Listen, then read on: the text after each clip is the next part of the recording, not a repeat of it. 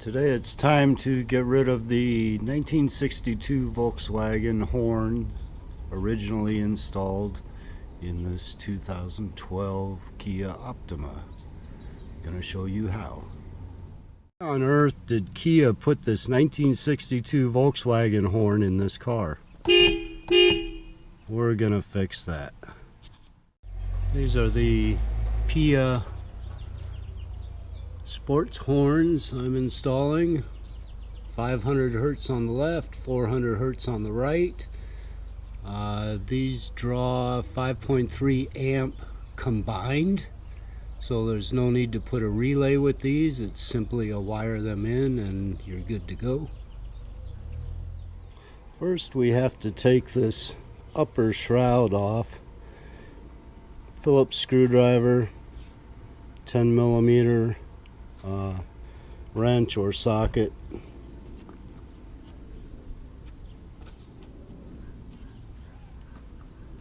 We'll have this off in a couple minutes.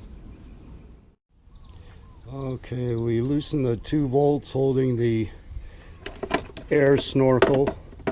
Move that back out of the way. Top lip is ready to come off. Set that out of the way. And over here is horn bracket. And there's the horn. And there's the plug. We're going to have to extend wires. We'll remove this horn and we'll mount new horns. In order to gain a little more access, we're going to move the bumper out off of this tab. If you just slightly bend this tab upwards, just slightly, and then you can push the bumper in with your hip, raise over that tab, bumper pulls out a little bit, much more access. 10 millimeter wrench to remove the bolt just above my thumb. I already removed it. In my case, I lifted the horn and then unplugged it here. A little bit easier for me, and it barely reaches. When you pinch the tab on the connector, it's a good idea to push as if engaging it and then pull. You can remove the horn. There's the plug, which we will have to do a little wiring. You can buy a harness that plugs into this and gives some extension, and then you don't have to hack into the wires. I believe the horn will sound good enough. I'm going to remove the plug with about 1 inch or 2 of its wiring, and then I'll splice new wires on. After you clip the connector off the wiring harness for the horn, you'll connect 2 red wires to the green stock wire in the harness, and you'll connect 2 black wires to the black stock wire in the harness.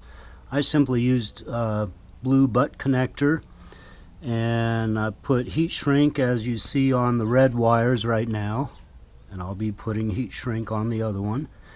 And when this installation is complete, I will put wiring loom and secure the wires. Okay, I put together a bracket to hold the horns. Maybe I got a little too much paint, got a couple of icky spots, but that's okay. This will hang right on here. That's the way this piece of bracket originally was. This section was going this way and held the one horn. So I rotated it to go down. I had some of this flat stock. This is not plumber's tape. It's a little bit thicker, 1/16 of an inch. Works well for me. You can use something else, whatever you like. Bolted up the horns, threw some black paint on, and we're going to install that. Are my PIAA horns installed, wired up. Yes, you can see them through the grill faintly. And we're going to see how it sounds.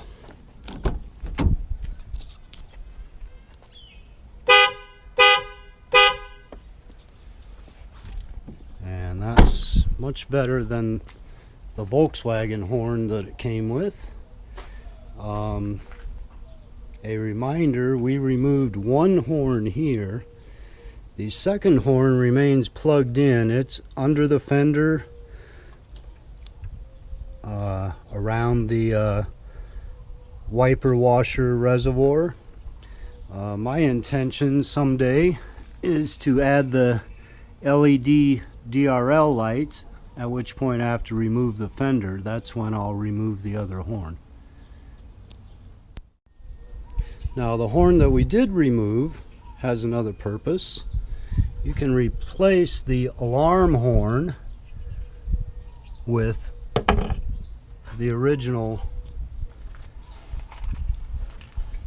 horn. Reason being, the alarm horn is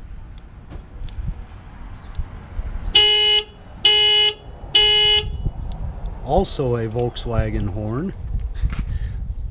This horn should be plug and play. We're going to unbolt here, remove this horn, unplug it, and put this one in, and then we'll see how it sounds.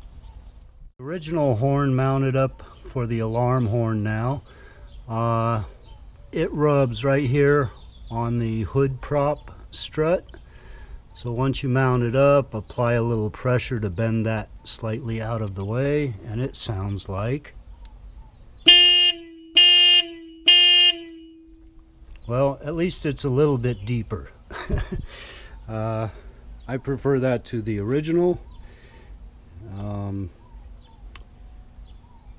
that's where it's at. Now I just simply have to replace the radiator shroud, and we're good to go with new PIAA horns. Enjoy your day.